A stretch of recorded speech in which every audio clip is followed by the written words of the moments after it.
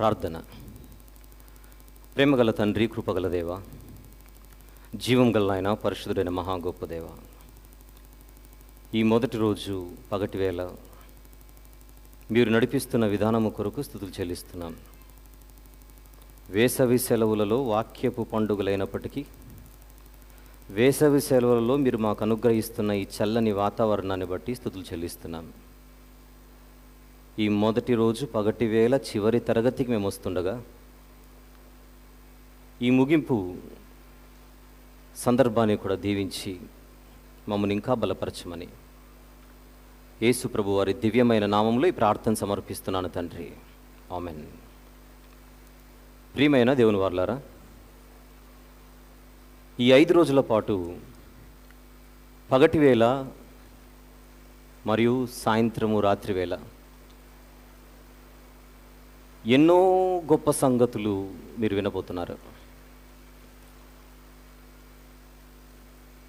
ఈ పండుగలలో మీరు చేసిన మంచి పని ఏంటంటే మొదటి రోజే రావడం, అనవసరమైన లెక్కలు వేయక,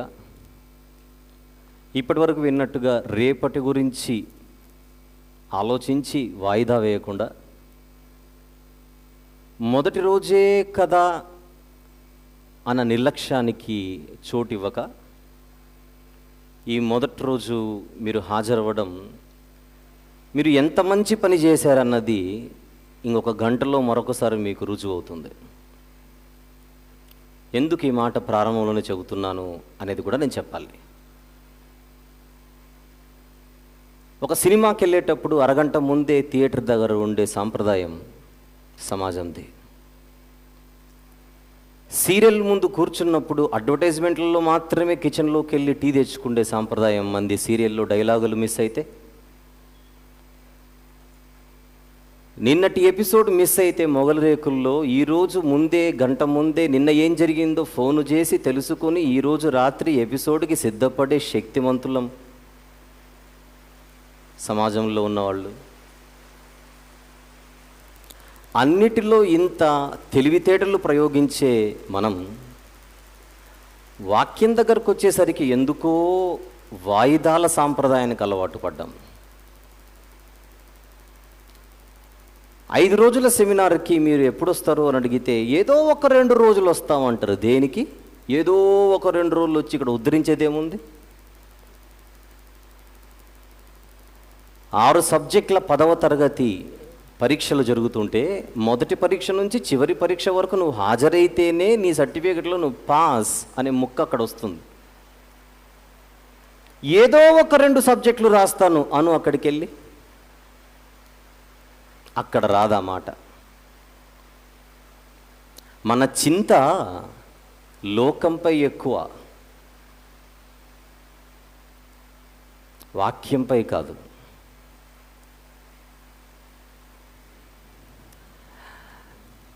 కానీ ఆ చింతను కాస్త మనము మారిస్తే మన భవిష్యత్తును మనము చక్కదిద్దుకున్న వాళ్ళం అవుతాం. ఇక ప్రారంభిద్దాం. మొదటి రోజు అన్నట్టు ఏమైనా ఉందా మీకు ఈరోజు? మీరు చెప్పండి. మొదటి రోజు అన్నట్టు ఉందా?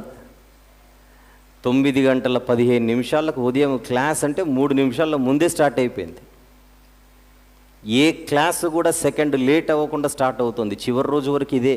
మధ్యలో పవర్ డిస్టర్బెన్స్ తప్పితే లైట్లలో పవర్ పోయింది కానీ స్పీకర్లలో కాదు. ఇక వద్దాం. పగటి వేళ ఒక అంశాన్ని, రాత్రి వేళ ఒక అంశాన్ని నేను వివరించబోతున్నాను.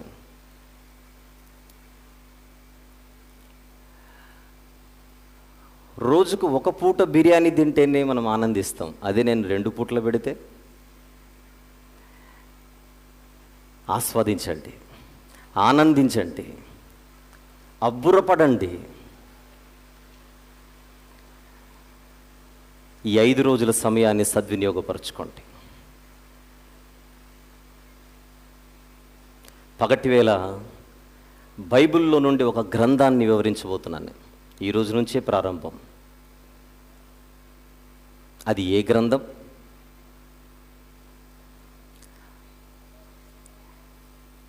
పాంఫ్లెట్లో ఏమో ఆ గ్రంథములో ఏమున్నది అని ఉంది, కానీ ఆ గ్రంథం పేరు నేను చెప్పలేదు, కావాలనే చెప్పలేదు. ఎందుకంటే ఆ అంశం చదివిన వెంటనే మీకు పుట్టాల్సిన మొదటి ప్రశ్న, ఇంతకది ఏ గ్రంథం అని. కనీసం అది తెలుసుకోవడానికైనా వస్తారుగా.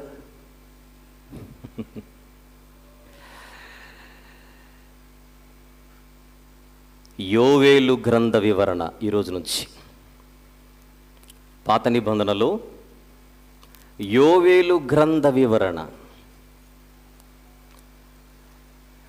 ఎందుకు పాత నిబంధనలోని పుస్తకం ఎన్నుకున్నానో ముందుగా చెబుతాను. పాత నిబంధన పుస్తకము గనుక 5 రోజుల్లో నేను పూర్తి చేస్తాను.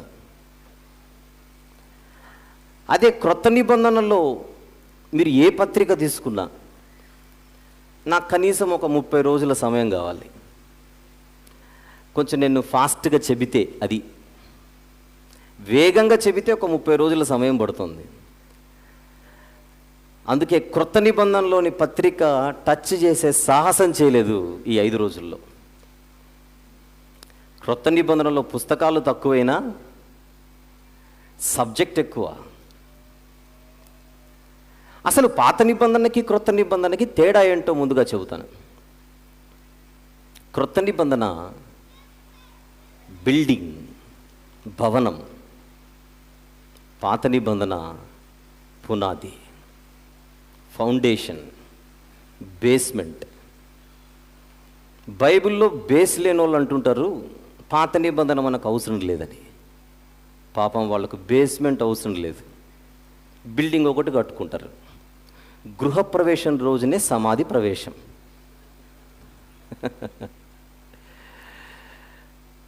మిమ్మల్ని అడుగుతున్నాను, పునాది ముఖ్యమా భవనం ముఖ్యమా చెప్పండి. మీరు కూడా తెలియదు, రెండు ముఖ్యమే. పునాది కట్టుకొని ఎక్కడ బతుకుతారు వర్షం వస్తే? అంటే మీరు పునాది అంటే నేను జై కొడతాను అనుకున్నారేంటి? పునాది ముఖ్యమే, భవనం ముఖ్యమే. క్రొత్త నిబంధన అర్థం కావాలంటే పాత నిబంధనపై మనం పట్టు సంపాదిస్తూ రావాలి. పాత నిబంధనలోని సబ్జెక్ట్ను మనము భుజిస్తూ క్రొత్త నిబంధనకు రూట్ క్లియర్ చేసుకోవాలి. మాకు పాత నిబంధనే వద్దు అని అనడం మూర్ఖత్వం. మరి పాత నిబంధన కొట్టివేయబడింది కదా అని అంటారేమో. కొట్టివేయబడింది వేరు, కొట్టివేయబడినవి వేరు. శరీర సంబంధమైన ఆచారాలు పాత నిబంధనలో ఇశ్రాయేలీలకు ఇవ్వబడితే ఆ శరీర సంబంధమైన ఆచారాలు కొట్టివేయబడ్డాయి. దొంగిలకూడదు అని పాత నిబంధనలో ఉంది. ఇది పాత నిబంధన కదండి, కొట్టివేయబడింది కదండి అని వెళ్ళి దొంగతనం చేయండి.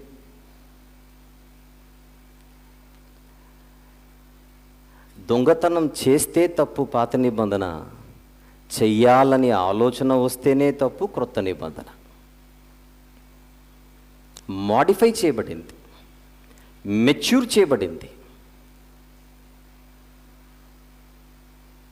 కానీ ఈరోజు మనం చదువుకుంటున్నది పాత నిబంధనలో ఒక పుస్తకం, యోవేలు గ్రంథం. అసలు పాత నిబంధనలో ఉందో లేదో చెక్ చేయండి. నా బైబిల్లో అయితే ఇందాక ఉంది, చూశాను.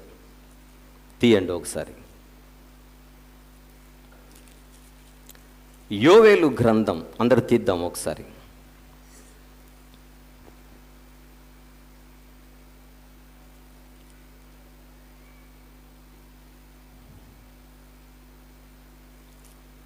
పాత నిబంధనలో ఇది 29వ పుస్తకం. తర్వాత మీరు చెక్ చేయండి. పాత నిబంధనలో ఇది 29వ పుస్తకం.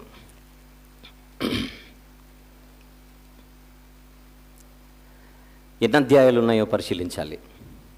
మొత్తం 3 అధ్యాయాలు. యోవేలు గ్రంథంలో మొత్తం 3 అధ్యాయాలు. కానీ ఒక్కొక్క ప్రవక్త గురించి మనం మాట్లాడితే బైబిల్లో ఒక్కొక్క ప్రవక్తకు ఒక్కొక్క విశిష్టత ఉంటుంది. విశిష్టత, ఒక ప్రత్యేకత. అలాగే యోవేలు గారికి కూడా ఒక ప్రత్యేకత ఉంది. ఆ ప్రత్యేకత మనం గ్రంథంలో చదువుకుంటూ వెళితే మనకు అర్థమవుతుంది. ఈ 3 అధ్యాయాలు కలిగినటువంటి యోవేలు గ్రంథాన్ని మనం అర్థం చేసుకోవాలంటే ఈ గ్రంథాన్ని మనము 3 భాగాలుగా విభజించాలి. మామూలుగా చదివితే అర్థం కాదు. పోనీ నేను ఈ రోజంతా టైం ఇస్తాను మీకు, ఈ రోజంతా ఆ 3 అధ్యాయాలు చదవండి. మీరు ఎంతసేపు చదివినా అర్థం కాక కష్టపడాలే కానీ మనకు స్పష్టత ఉండదు. ఆ స్పష్టత రావాలంటే పరిశోధన కావాలి, సమయాన్ని వెచ్చించాలి, ఇష్టముతో చదవాలి. 3 అధ్యాయాలు కలిగినటువంటి పుస్తకాన్ని మనం అర్థం చేసుకోవాలంటే ఈ గ్రంథాన్ని మనము 3 భాగాలుగా విడగొట్టుకోవాలి. మొదటి భాగం, రెండవ భాగం, మూడవ భాగం. కానీ మొదటి భాగంలోనికి మనం ప్రవేశించాలంటే ముందుగా ఒక పరిచయాన్ని మనము తీసుకోవాలి ఈ గ్రంథం గురించి. అప్పుడు మాత్రమే మనకు ఆ మొదటి భాగంలోనికి ప్రవేశించడానికి అనుమతి దొరుకుతుంది. అందుచేత ముందుగా మనం పరిచయాన్ని మాట్లాడుకొని తర్వాత ఒక్కొక్క భాగాన్ని మనం మాట్లాడుకుందాం. నోట్స్ రాసుకుంటుంటే పరిచయం అని రాసుకోవాలి. పరిచయం అయిపోయిన తర్వాత మొదటి భాగం, రెండవ భాగం, మూడవ భాగం. ఇక జాగ్రత్తగా పరిచయాన్ని తీసుకుందాం. ఈ పరిచయంలో ముందుగా మనం మాట్లాడుకోవాల్సింది యోవేలు గారి గురించి. ఎందుకంటే ఈ గ్రంథము ఆయన పేరు మీదనే ఉంది, యోవేలు అనుంది. ఎవరి యోవేలు? ఏ ప్రాంతానికి చెందినవాడు? ఏ కాలానికి చెందినవాడు? ఈ ప్రశ్నలన్నీ కూడా ఆయన ముందు మనం పెట్టాలి. అధ్యాయాలు 3 అయినా పుస్తకం చిన్నదిగా కనబడుతున్న యోవేలు గ్రంథం బైబిల్లోని మిగిలిన కొన్ని పుస్తకాలతో పోల్చితే అర్థం చేసుకోవడానికి కొంచెం కష్టమైనది. ఎందుకంటే యోవేలు గారు తను ఏ ప్రాంతం వాడో,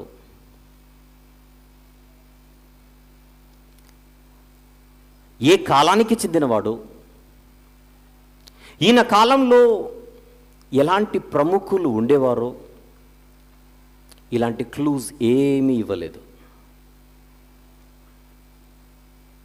ఉదాహరణకు యెషయా గారు ఉన్నారు. యెషయా గారు ఏ కాలానికి చెందినవాడు అని మనం ప్రశ్నిస్తే మనకు అందులో క్లూస్ చాలా దొరుకుతాయి. ఉదాహరణ, యెషయా గ్రంథం 1వ అధ్యాయము తీద్దాం.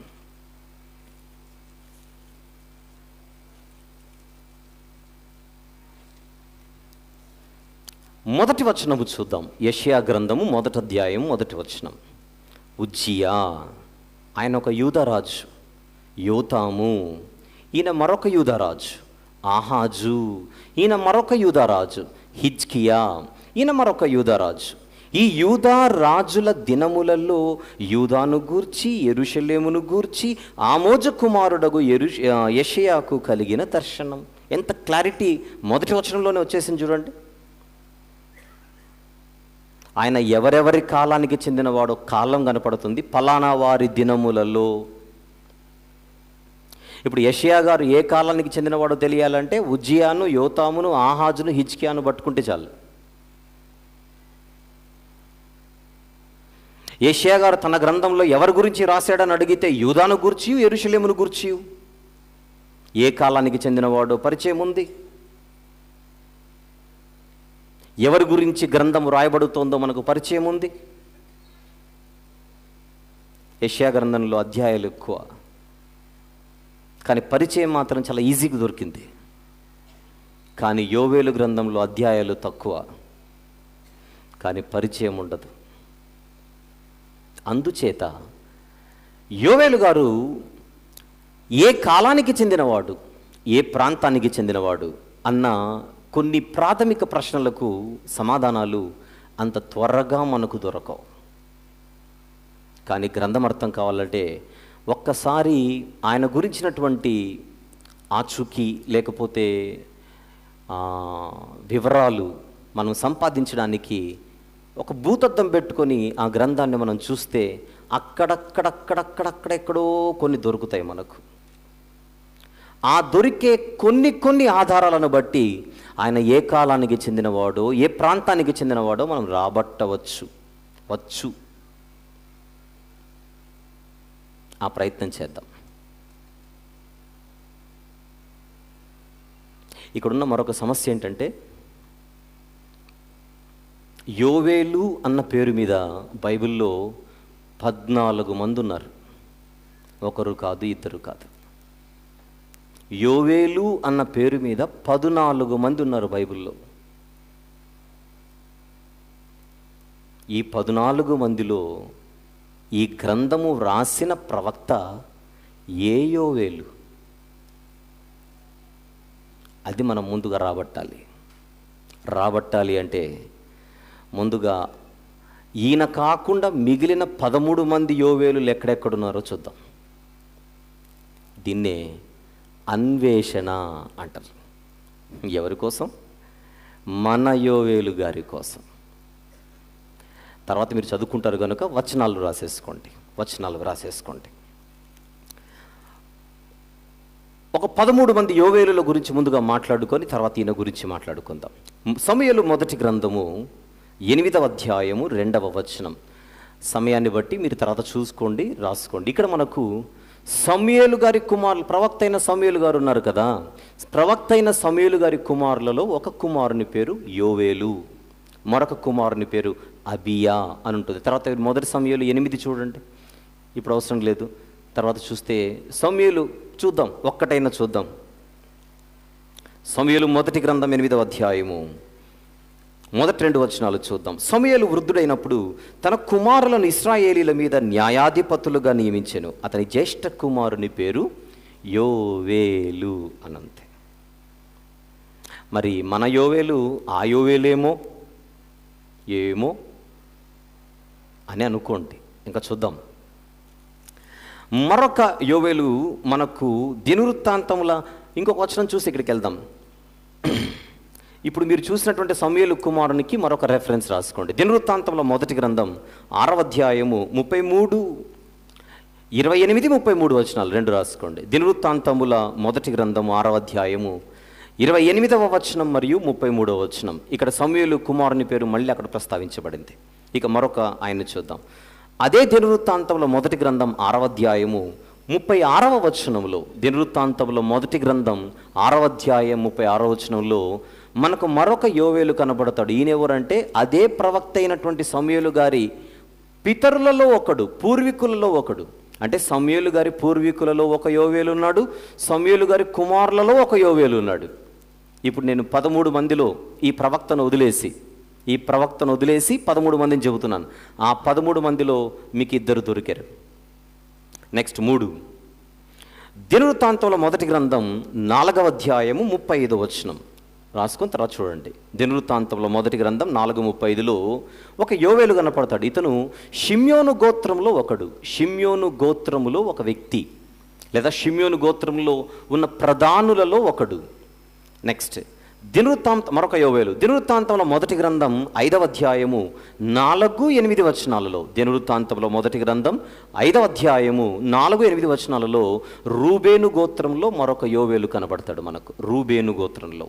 నెక్స్ట్ మరొక యోవేలు దినవృత్తాంతంలో మొదటి గ్రంథం 5వ అధ్యాయము 12వ వచనం. దినవృత్తాంతముల మొదటి గ్రంథము 5వ అధ్యాయము 12వ వచనంలో గాదు గోత్రములో ఒక ప్రధానుడు మనకు యోవేలు అన్న పేరు మీద కనబడతాడు. గాదు గోత్రములో ఒక ప్రధానుడు. నెక్స్ట్ దినవృత్తాంతంలో మొదటి గ్రంథం 7వ అధ్యాయము 3వ వచనంలో, దినవృత్తాంతంలో మొదటి గ్రంథం 7వ అధ్యాయం 3వ వచనంలో ఇస్సాకారు గోత్రములో ఒక వ్యక్తి మనకు యోవేలు పేరు మీద కనపడతాడు. దినవృత్తాంతముల మొదటి గ్రంథం 7వ అధ్యాయం 3వ వచనం. మరొకటి దినవృత్తాంతంలో మొదటి గ్రంథం 11వ అధ్యాయము 38వ వచనములో, 38వ వచనం. దినవృత్తాంతంలో మొదటి గ్రంథం 11:38లో మరొక యోవేలు కనబడతాడు. ఇతడు దావీదు గారి దగ్గర ఉన్న యోధులలో ఒక యోవేలు, దావీదు గారి దగ్గర ఉన్న యోధులలో యోవేలు అన్న వ్యక్తి పేరు, ఒక వ్యక్తి ఆ పేరు మీద ఉన్నాడు. అది నెక్స్ట్ దినవృత్తాంతముల మొదటి గ్రంథం 15వ అధ్యాయము.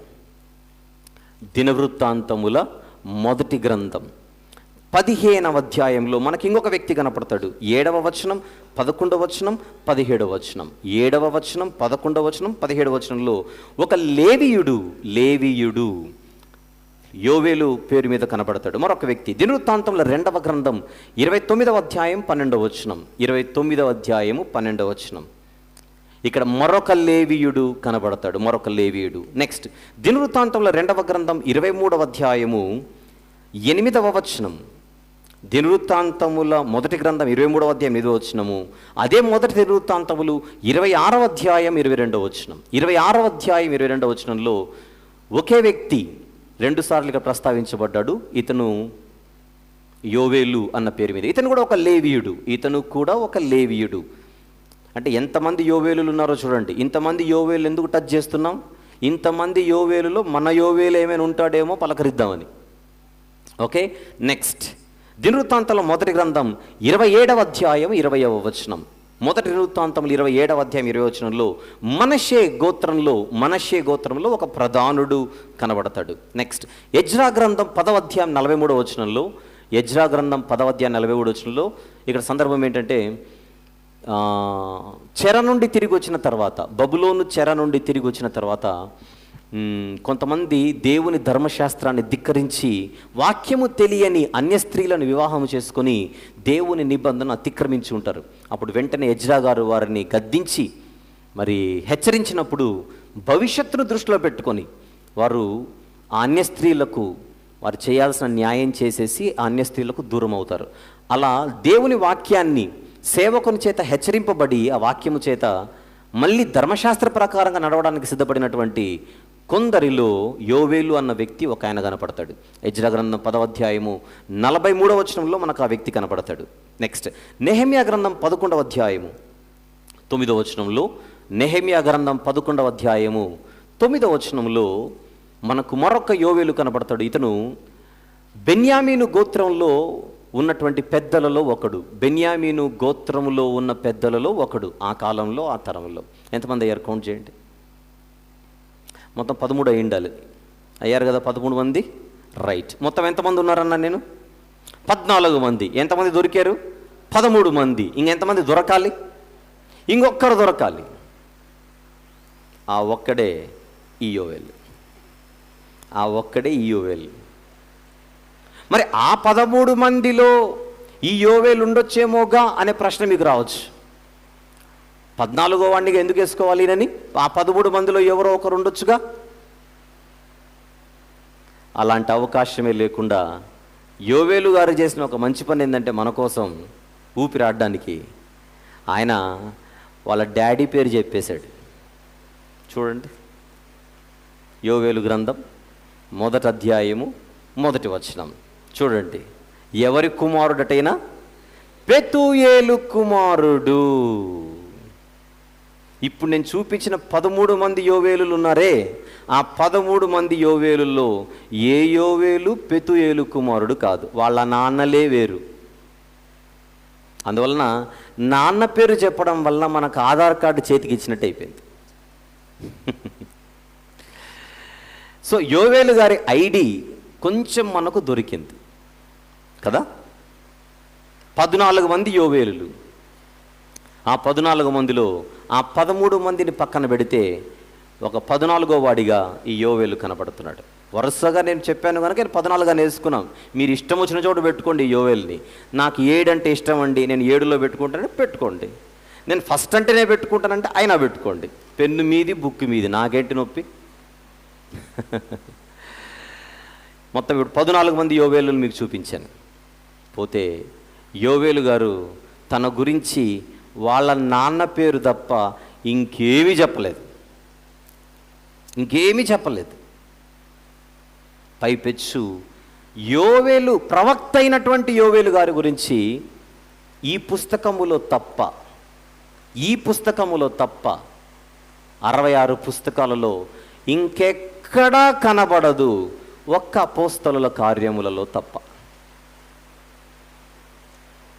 ఇంకెక్కడా కనపడదు, ఒక్క అపోస్తలుల కార్యములలో తప్ప. చెప్పండి ఎక్కడో? పెంతెకొస్తు పండుగ దినాన పేతురు గారు యోవేలు గ్రంథంలో ఉన్న ప్రవచనాన్ని ఆయన గుర్తు చేస్తూ, ఆయన ప్రవక్త అయిన యోవేలు చెప్పిన మాట ఇదే అని గుర్తు చేస్తాడు. చూద్దాం. అపోస్తలుల కార్యములు 2వ అధ్యాయం. అపోస్తలుల కార్యములు 2వ అధ్యాయం 16వ వచనం చూద్దామా? 16వ వచనం. యోవేలు ప్రవక్త ద్వారా చెప్పబడిన సంగతి ఇదే, ఏమనగా అంత్యదినముల యందు నేను మనుషులందరి మీద నా ఆత్మను కుమ్మరి. ఇదంతా కూడా యోవేలు గ్రంథంలో ఉండే ప్రవచనం. చూద్దాం ఎక్కడుందో. యోవేలు గ్రంథం 2వ అధ్యాయం, యోవేలు గ్రంథం 2వ అధ్యాయము 28 నుంచి 32 వచనాలు. 28 నుంచి 32 వచనాలలో, తర్వాత నేను సర్వజనుల మీద నా ఆత్మను కుమ్మరింతును, మీ కుమారులు మీ కుమార్తెలు ప్రవచనములు చెప్పుదురు. ఈ ప్రవచనం అంతా ఏదైతే ఉన్నదో అది పెంతెకొస్తు పండుగ దినాన నెరవేర్చబడినది లేదా నెరవేరినది అని పేతురు గారు జ్ఞాపకం చేసుకుంటున్నాడు. అక్కడ తప్ప యోవేలు గారి గురించి ఇంకెక్కడ లేదు. యోవేలు గారి గురించి తెలియాలంటే ఆయన గ్రంథాన్నైనా చదవాలి, లేదా ఒక చిన్న ముక్క కోసం, ఒక చిన్న పోర్షన్ కోసం అపోస్తలుల కార్యంలో పేతురు గారిని మనం పలకరించాలి. ఈ 2 చోట్ల తప్ప ఇక యోవేలు గారి గురించి ఎక్కడ లేదు. ఇందాక నేను చెప్పాను కదా, ఒక్కొక్క ప్రవక్తకు ఒక్కొక్క ప్రత్యేకత ఉంటుందన్నాను. మన యోవేలు గారికి ఉన్న ప్రత్యేకత ఏంటంటే పెంతెకొస్తు పండుగ దినాన పరిశుద్ధాత్మ రాక గురించి యెహెజ్కేలులో కూడా ఉంది. యెహెజ్కేలులో కూడా ఆత్మ కుమ్మరింపు గురించి మనకు అక్కడక్కడ మిగిలిన ప్రవక్తలు కూడా ప్రస్తావించారు. అయితే పరిశుద్ధాత్మ యొక్క రాక గురించి ఆయన వచ్చినప్పుడు ఎలాంటి కార్యాలు జరుగుతాయో ప్రత్యేకంగా మెన్షన్ చేసిన ఏకైక ప్రవక్త యోవేలు గారు. ఆయన వచ్చినప్పుడు ఎలాంటి వాతావరణం ఉంటుందో, సంఘాన్ని నడిపించడానికి, సంఘ స్థాపన జరిగిన తర్వాత సంఘాన్ని నడిపించడానికి పరిశుద్ధాత్ముడు దివి నుంచి భూమికి తెంచినప్పుడు ఆ దినాన, ఆ సందర్భంలో, ఆ పరిస్థితులలో ఎలాంటి కార్యాలు జరుగుతాయో వివరించి చెప్పిన ఏకైక ప్రవక్తైన యోవేలు గారు. అందుకే యోవేలు గారికి క్రైస్తవ సమాజంలో ఉన్న ఒక పేరే, ఆయన పెంతెకొస్తు ప్రవక్త అని ఆయనకు ఒక పేరుంది ముద్దుగా. ఎవరైనా పెంతెకొస్తు ప్రవక్త అని ఆయనకు ఒక చిన్న పేరు కూడా పెట్టుకున్నారు అందరు కలిసి. బాగుంది. పరిచయం మనం మాట్లాడుకుంటోంది. యోవేలు గ్రంథంలో 3 అధ్యాయాలు ఉన్నాయి. అర్థం చేసుకోవాలంటే దాన్ని 3 భాగాలుగా విడగొట్టుకోవాలని చెప్పాను. కానీ ఆ మొదటి 3 భాగాలు, అంటే మొదటి భాగం, 2వ భాగం, 3వ భాగంలోనికి వెళ్ళే ముందుగా ఒక పరిచయాన్ని తీసుకుంటున్నాం మనం. ఆ పరిచయంలోనే ఈ మాటలన్నీ. ఇకపోతే యోవేలు, అసలు ఈ పేరుకు అర్థం ఏంటి అని మనము పరిశీలిస్తే, యోవేలు అన్న పదానికి యెహోవా దేవుడు అన్న అర్థం ఆ పేరుకుంది. లేదా యెహోవాయే దేవుడు అని కూడా దీనికి అర్థం ఉంది. యెహోవా దేవుడు అని కానీ, యెహోవాయే దేవుడు అని కానీ అర్థమిచ్చే ఒక చాలా మంచి అర్థవంతమైన పేరే యోవేలు. జోయల్ అని అంటాం ఇంగ్లీష్లో.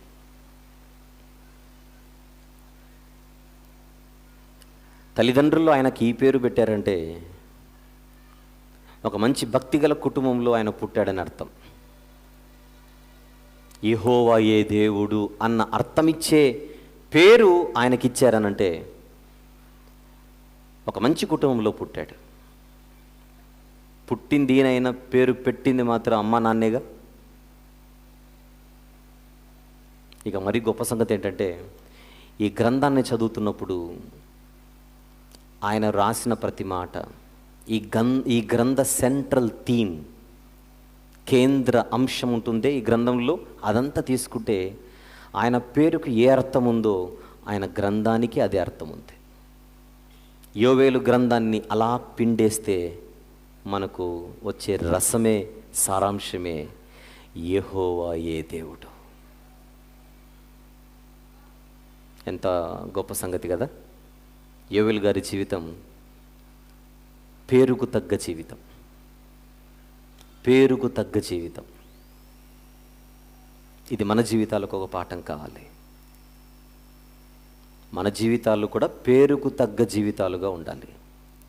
పేరు ఒకటి తీరు ఒకటి అనుకోండి, ఇంకా ఆ మాత్రం దానికి ఆ పేరు ఎందుకు? కొంతమంది బైబిల్లో ఉన్న పేరే పెట్టమంటుంటారు. బైబిల్లో ఉన్న పేరే పెట్టాలి. మళ్ళీ బైబిల్లో ఉన్న పేరే పెడితే బైబిల్లో ఆ పేరు గల వ్యక్తి ఎలా బ్రతికాడో అలా పెంచగలరా మరి మీరు తల్లిదండ్రులు? అలా డిసైడ్ అయినప్పుడే అడగాలి. ఒక మంచి భక్తుని పేరే పెట్టమని, ఒక మంచి భక్తురాలి పేరే పెట్టమని. ఆ ధైర్యం మీకు లేనప్పుడు, నేను పెంచలేను ఎందుకంటే నేనే సరిగా లేను అన్నట్టుగా మీరు అనుకుంటే బైబిల్లో భక్తుల పేర్లు మాత్రం అడగకండి. ఒక మంచి పేరు పెట్టండి. బైబిల్లో ఒక భక్తుని పేరు పెట్టండి.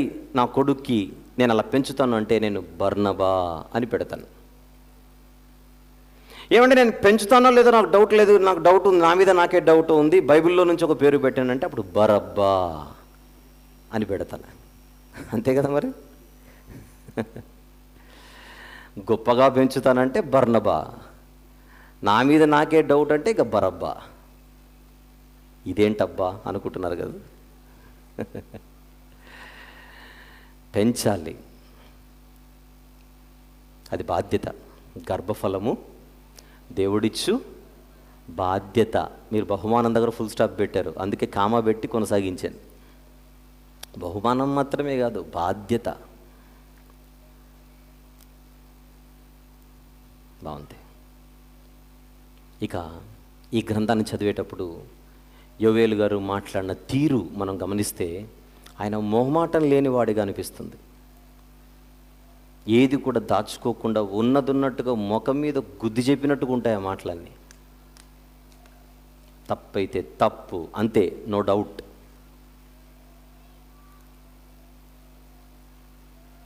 ఆల్మోస్ట్ ప్రవక్తలందరూ మనకు అలానే కనపడతారు. ఒకరు ఇద్దరు తప్ప సాఫ్ట్గా ఉండేవాళ్ళు ఆల్మోస్ట్ వీళ్ళందరూ కూడా అలానే కనపడతారు. పోతే ఇంతవరకు మనం మాట్లాడుకుంది యోవేలు అన్న పేరు మీద ఎంతమంది ఉన్నారు, అందరిలో మన యోవేలు ఎవరు, అది ఒక చిన్న క్లారిటీ వచ్చేసింది మనకు. యోవేలు అన్న పేరుకి అర్థం ఏంటి అది కూడా మనం మాట్లాడుకున్నాం. ఆ పేరుకు తగ్గ జీవితం, పేరుకు తగ్గ బ్రతుకు ఆయన గ్రంథాన్ని చదివితే ఆయన ఏంటో తెలిసిపోతుంది. అంటారు కదా, మెతుకు పట్టుకుంటే చాలు అన్నం ఉడికిందో లేదో చెప్పొచ్చు అని.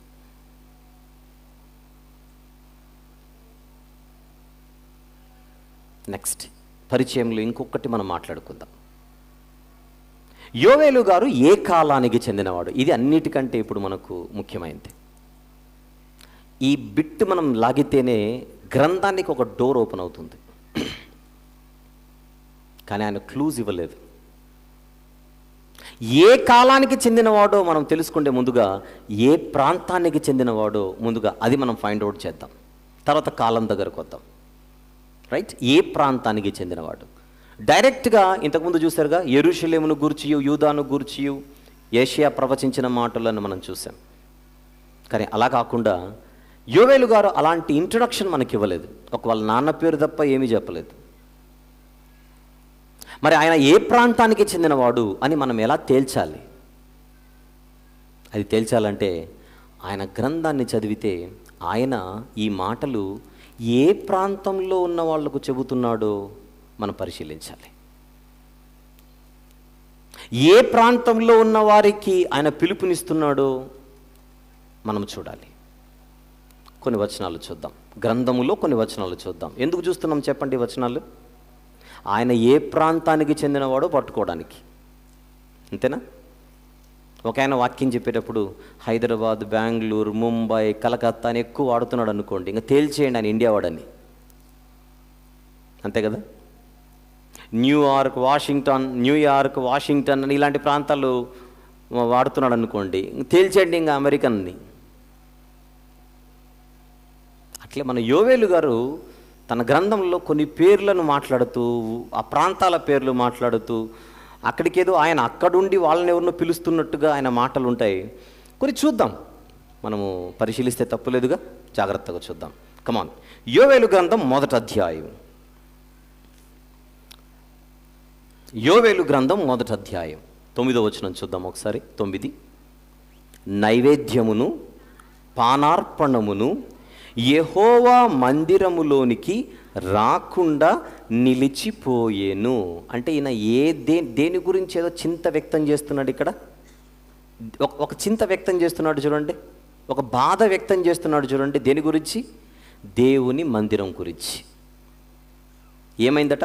దేవుని మందిరములోనికి పానార్పణము కానీ నైవేద్యము కానీ రాకుండా నిలిచిపోయేను.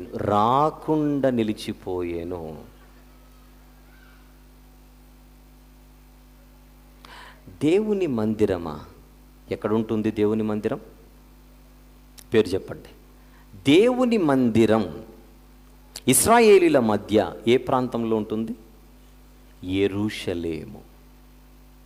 యెరూషలేములో ఉన్న దేవుని మందిరముకు ఏదో దుస్థితి పట్టిందని, జరిగిందని, దాని విషయమైన బాధపడుతున్నట్టుగా మీకు అనిపించట్లేదా మాట? ఒక్క వచనానికే మనం పరిమితం అవ్వకుండా ఇంకా ముందుకెళ్దాం. అదే మొదటి అధ్యాయము 14వ వచనము, 13 చూసి 14కు వద్దాం. 13 అంటే మనకు ప్రాంతం మాత్రమే అవసరం కనుక చివరి మాట చూద్దాం. చివరి మాట, నైవేద్యమును పానార్పణమును మీ దేవుని మందిరమునకు రాకుండా నిలిచిపోయాను. సేమ్ అదే రిపీట్ అవుతోంది. ఇప్పుడు 14 కూడా చూద్దాం. ఉపవాస దినము ప్రతిష్ఠించుడి, వ్రత దినము ఏర్పరచుడి, యెహోవాను బతిమాలుకొనుటకై పెద్దలను దేశములోని జనులందరినీ మీ దేవుడైన యెహోవా మందిరములో సమకూర్చుడి. అంటే దేవుని మందిరానికి చాలా దగ్గరగా ఉండి ఆయన మాట్లాడుతున్నట్టు లేదు ఈ మాటలన్నీ? చాలా దగ్గరగా ఉండి మాట్లాడుతున్నట్టు అనిపిస్తోంది. ఇంకొకటి చూద్దాం. 16వ వచనం కూడా చూద్దాం. 16, మనము చూచుచుండగా మన దేవుని మందిరములో ఇక సంతోషమును ఉత్సవమును నిలిచిపోయెను. మనము చూచుచుండగా, మీరు చూచుచుండగా కాదు, మనము చూచుచుండగా. అంటే మీతో పాటు నేను చూస్తున్నాను, నాతో పాటు మీరు చూస్తున్నారు. మనము చూస్తుండగా మందిరము మన కళ్ళ ముందే ఇలాంటి కింది స్థితికి దిగిపోయింది. ఏమనిపిస్తుంది మీకు? మా ఊరండి ఒకప్పుడు కళ్ళలాడేది, మా కళ్ళ ముందే పాడైపోయిందండి అని ఒక ఆయన అన్నాడు అనుకోండి. ఆయన ఏ ఊరోడు చెప్పండి? ఆ ఊరైనే.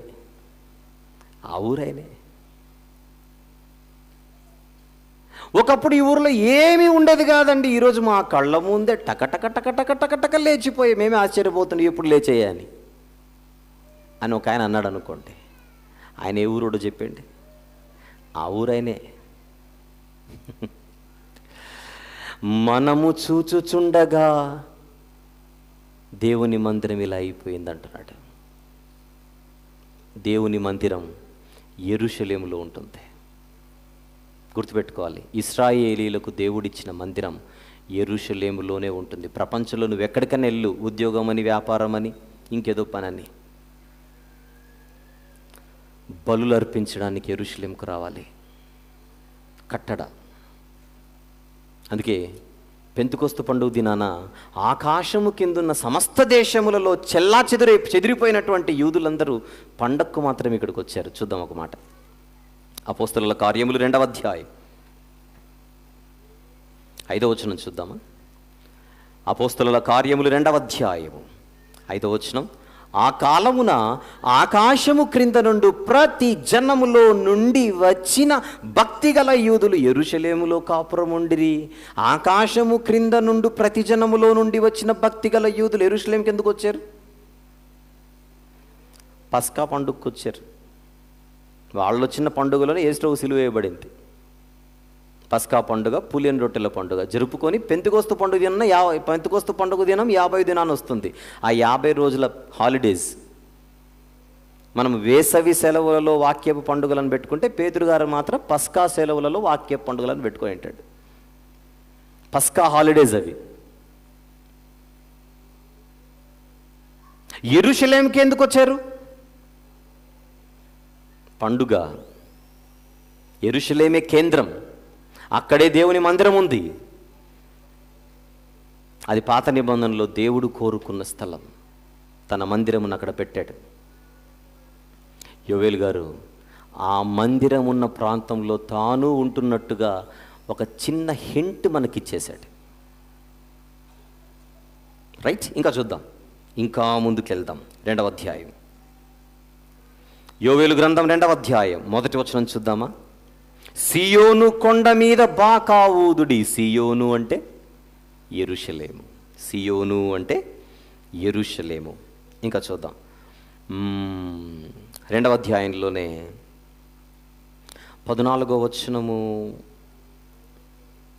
15వ వచనము, 16వ వచనం చూద్దాం. మధ్యలో నుంచి చూద్దాం. నైవేద్యమును పానార్పణమును మీకు దీవెనగా అనుగ్రహించును. కంటిన్యూషన్. అనుగ్రహింపబడని ఎవడు చెప్పగలడు? సియోనులో బాకా ఊదుడి. 15 మనకు సియోను కోసం వస్తున్నాం.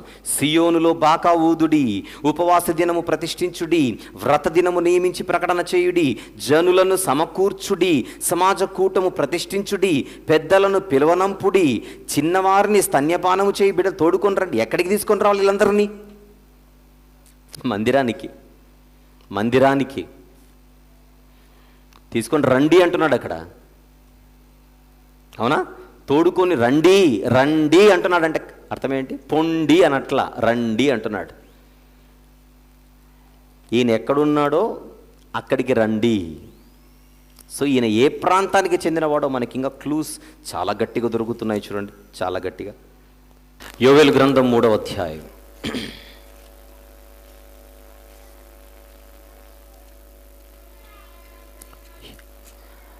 మొదటి వచనము,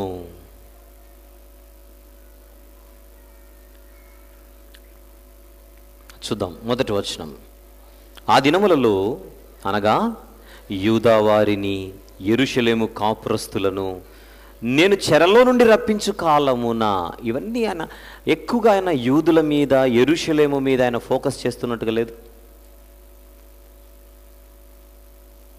సో ఇవన్నీ మనం చూస్తే, ఇవన్నీ మనం అంటే ఇంకా మనం చూద్దాం. ఆ 3వ అధ్యాయంలోనే ఇంకా చూద్దాం. 17వ వచనంలో చివరి మాట చూద్దాం, లేదా 17వ వచనం మొత్తం చూద్దాం. అన్యులిక మీదట దానిలో సంచరింపకుండా యెరూషలేము పరిశుద్ధ పట్టణముగా ఉండును. మీ దేవుడైన యెహోవాను నేనే, నాకు ప్రతిష్ఠితమగు సియోను పర్వతమందు నివసించుచున్నానని మీరు తెలుసుకొందురు. సియోను. 21వ వచనం, అయితే యూదా దేశములో నివాసులు నిత్యముందురు, తరతరములకు యెరూషలేము నివాసముగా ఉండును. యెహోవా సియోనులో నివాసుగా వసించును.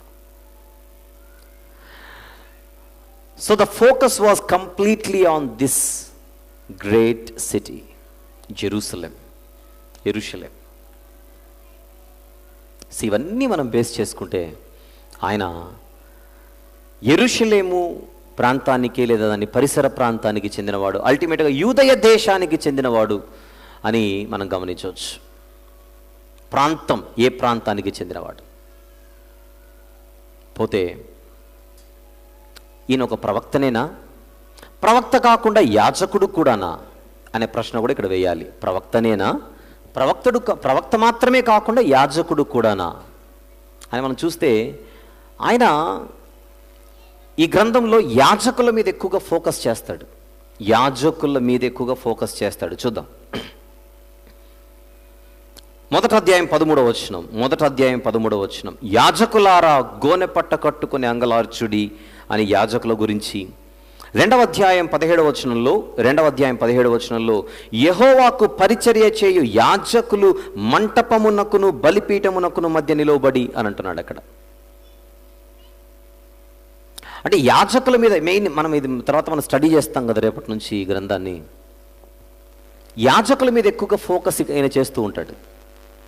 దాన్ని బట్టి ఈయన కూడా ఒక యాజకుడేమో అనే ఒక సందేహాన్ని వ్యక్తం చేసే ఒక సెక్షన్ క్రైస్తవ సమాజంలో ఉంది. మరికొంతమంది యాజకుడు కాదు, కానీ ఎందుకంటే వ్యవసాయానికి యాజకులకు పెద్దగా సంబంధం ఉండదు. యాజకులు మందిర సేవ చేసేవారు, వ్యవసాయం అనేది రైతులు చేసేవారు. కానీ ఈ గ్రంథంలో ఆయన కేవలము మందిరం గురించి మాత్రమే కాకుండా వ్యవసాయం కూడా, యూదయ దేశంలో ఉన్న వ్యవసాయ స్థితిని కూడా ఆయన ఎక్కువగా మాట్లాడుతూ ఉంటాడు. దానికి ఒక కారణం ఉంది, మనం నెక్స్ట్ మొదటి భాగంలో ప్రవేశించిన తర్వాత మనం మాట్లాడుకుంటాం. సో ఓవరాల్గా ఆలోచిస్తే ఆయన యాజకుడు కాదు, కానీ ఒక మంచి ప్రవక్తగా, ఒక గొప్ప ప్రవక్తగా, ఒక శక్తివంతమైన ప్రవక్తగా యాజకులకు ఆయన పిలుపునిచ్చాడు అని కొందరేమో ఆయనను యాజక ప్రవక్తనని, కొందరేమో కేవలం ప్రవక్త మాత్రమే యాజకుడు కాదని చెప్పే రెండు వేరువేరు అభిప్రాయాలు ఈరోజు క్రైస్తవ సమాజంలో ఉన్నాయి. కానీ గ్రంథాన్ని చదువుతున్నప్పుడు ఆయన యాజకుడా కాదా అనే ప్రశ్నకు అసలు చోటే ఉండదు. ఎందుకంటే దాని గురించిన ఒక ప్రాముఖ్యత ఈ గ్రంథం చదివేటప్పుడు మనకేమీ అవసరం ఉండదు. అందుచేత ఆయన యాజకుడు అవ్వచ్చు, యాజకుడు కాకపోవచ్చు గాక, ఆయన చెప్పిన విషయాలు మాత్రం ఆ ప్రజలకు ఎంతో అవసరమైనవి. కానీ ఉన్న అభిప్రాయాలు మీ దృష్టికి తీసుకొని రావడం నా బాధ్యత కనుక తీసుకొని వచ్చాను. యోవేలు గారి గురించి మరింత పరిచయాన్ని మనము తీసుకోవడానికి మనం చేస్తున్న ప్రయత్నం ఇది. పోతే ఇప్పుడు మనం వేయవలసిన ఒక ప్రాముఖ్యమైన ప్రశ్నే, ఆయన ఏ కాలానికి చెందినవాడు? యోవేలు గారు ఏ కాలానికి చెందినవాడు? అసలు ఈ గ్రంథం అన్నది, ఈ గ్రంథంలో చెప్పబడిన సంగతులన్నవి ఏ కాలానికి చెందినవి? దీనికి మన క్రైస్తవ సమాజంలో 3 వేరువేరు అభిప్రాయాలు ఉన్నాయి. ఆ 3 మీరు రాసుకోవాలి. ఈ 3 ఏది మనకు దగ్గరగా ఉంది అనేది తర్వాత మాట్లాడుకుందాం.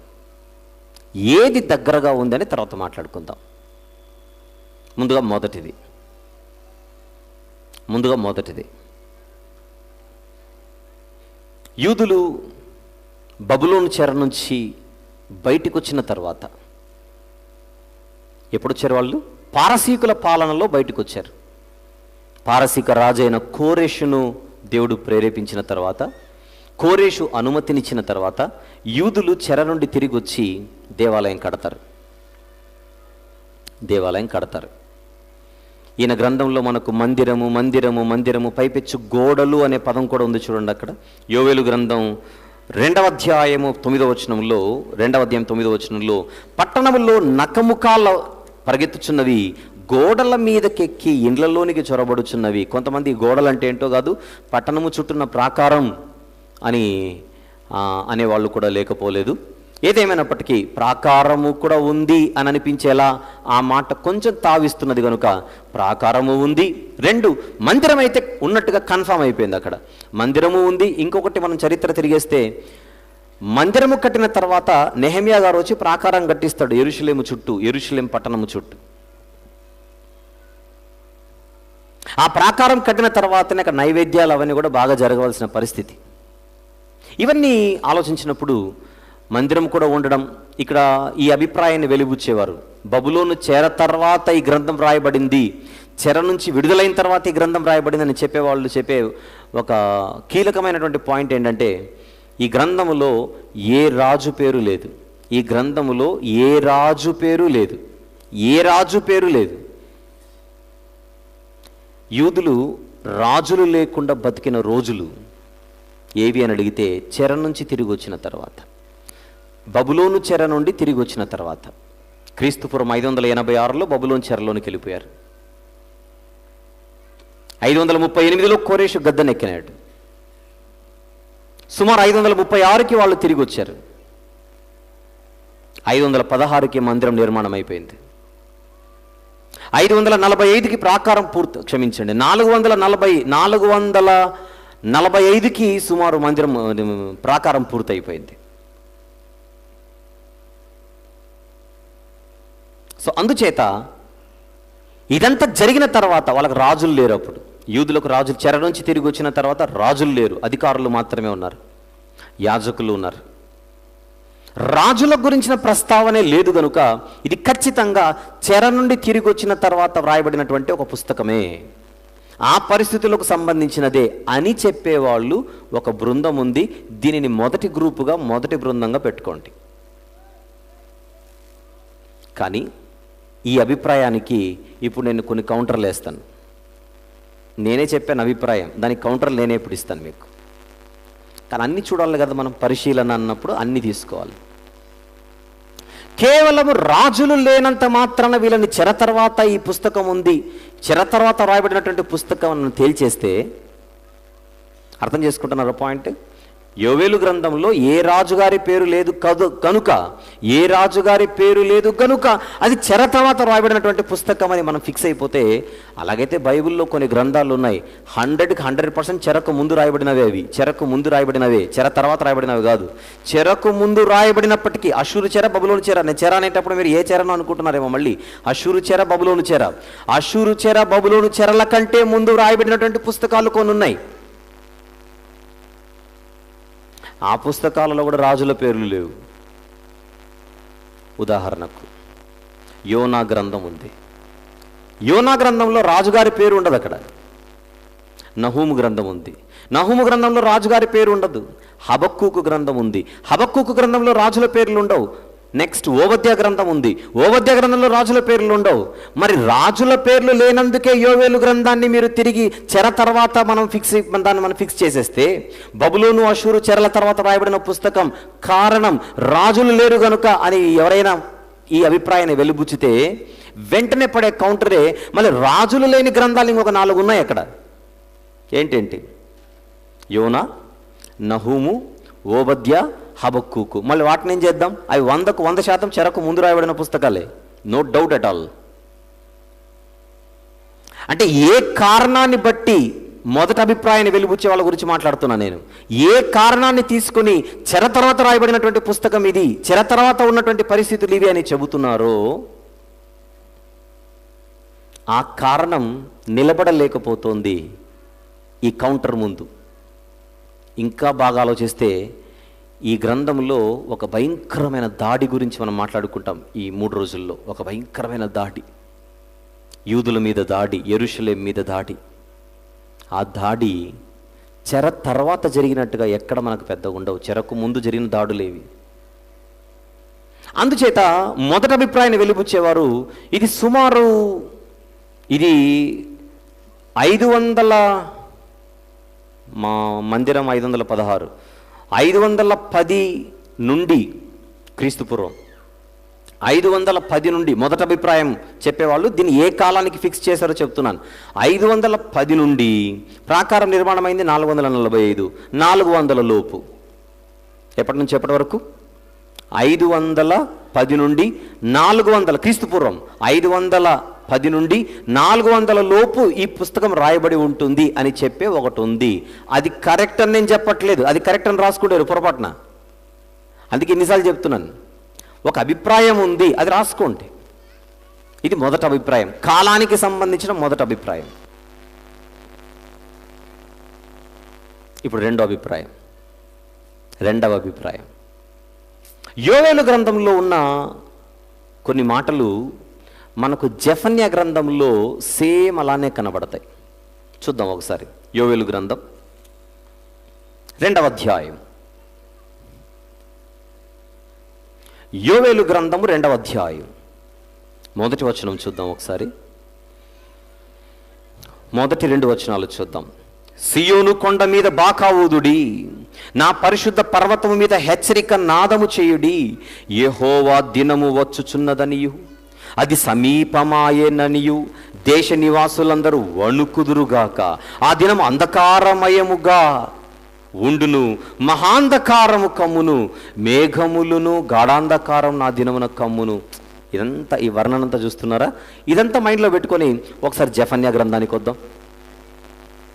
జెఫన్యా గ్రంథము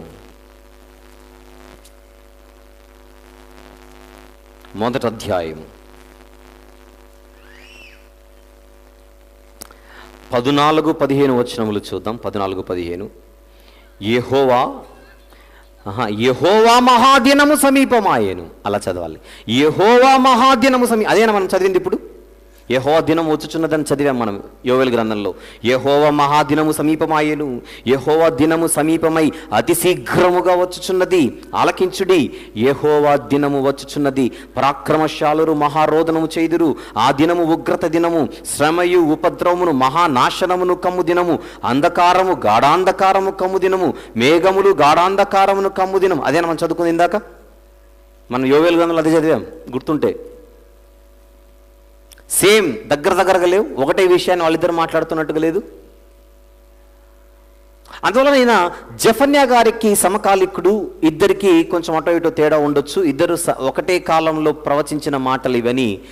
యోవేలు గారిని జెఫన్యా గారికి సమకాలికుడుగా చెప్పే అభిప్రాయం రెండవ అభిప్రాయంగా క్రైస్తవ సమాజంలో ఉంది. ఇది మీరు రెండవ అభిప్రాయంగా రాసుకోవాలి. మరి జెఫన్యా గారు ఏ కాలానికి చెందినవాడు? క్రీస్తుపురం 625 లేదా 27 కాలానికి చెందినవాడు సుమారు.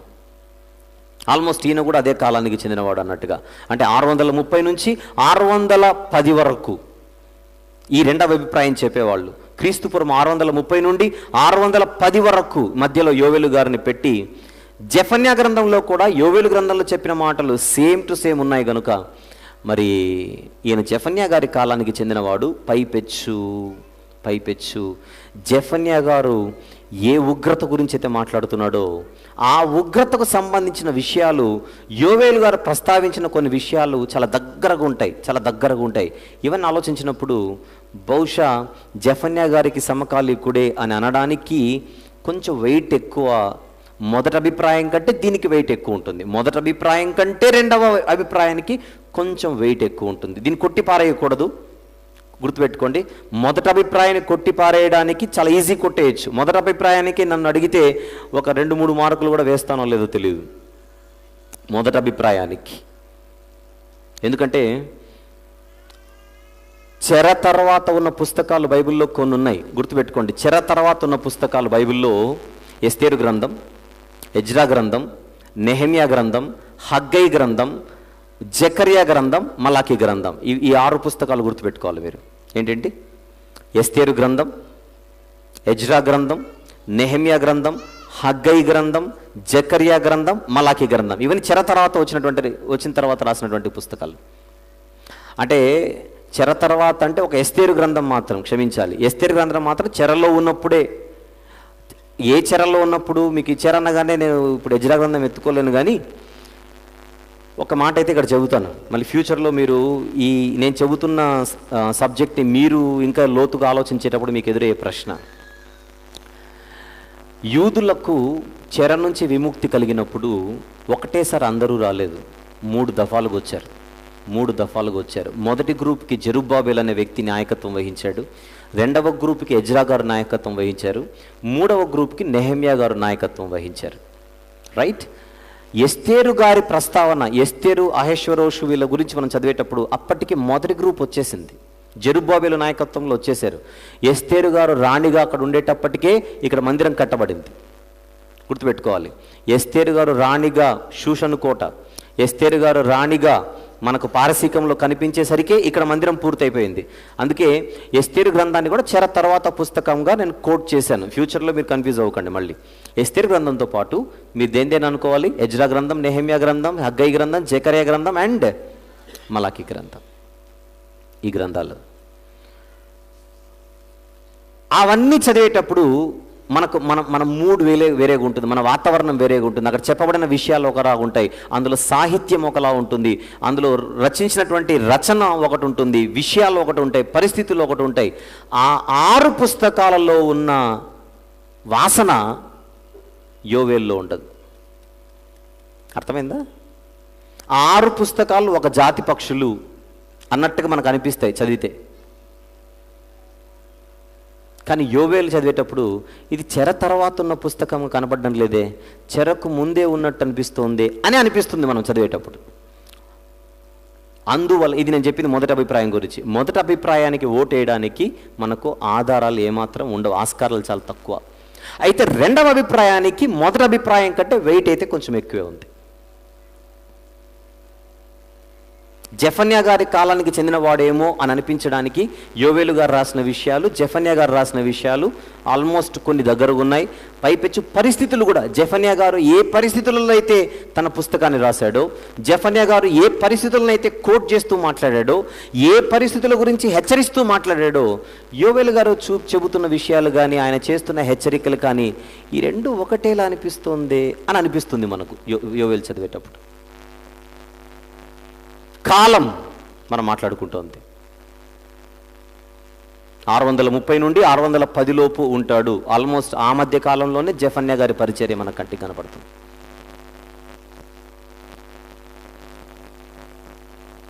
మూడు అధ్యాయాలు కలిగిన యోవేలు గ్రంథం. 3 భాగాలుగా విడగొట్టుకొని మాట్లాడుకోవాలి అని నేను చెప్పిన పుస్తకం. దీనికి ముందుగా పరిచయం మనం మాట్లాడుకుంటున్నాం. ఆ పరిచయంలో యోవేలు ఎవరు, ఆ పేరు మీద ఎంతోమంది ఉన్నారు కదా అని ప్రశ్న వేసి పరిశీలించాం. ఆ పేరుకు అర్థమేంటి చూసాం. పేరుకు తగ్గ ఆయన జీవితాన్ని కొద్దిసేపు ఆలోచించాం. ఆయన ఏ ప్రాంతానికి చెందినవాడు అని మనం చూసాం. ఇక ఏ కాలానికి చెందినవాడు అని ప్రశ్నిస్తే మనకు 2 అభిప్రాయాలు క్రైస్తవ సమాజంలో కనబడుతున్నాయి. ఇక మిగిలింది ఎన్నో అభిప్రాయం? 3వ అభిప్రాయం.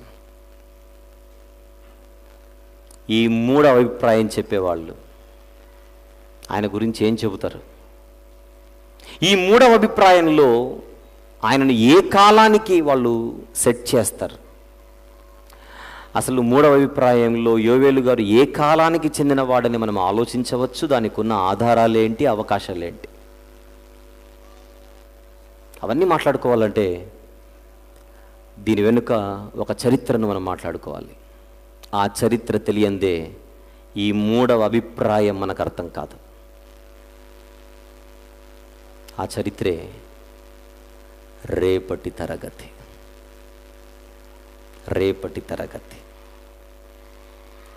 పరిచయం అవ్వలేదు, ఇంకా పరిచయంలో ఉన్నాం.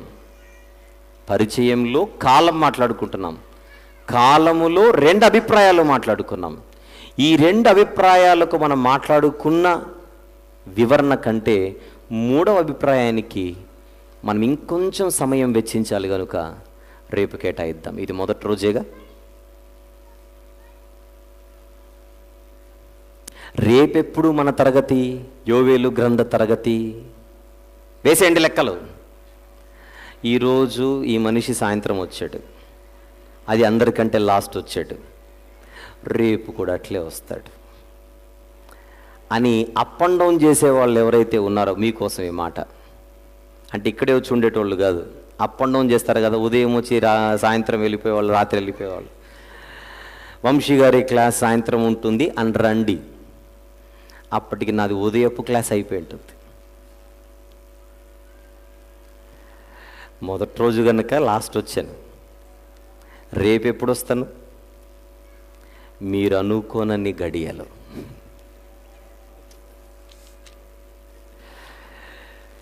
ఎప్పుడైనా రావచ్చు.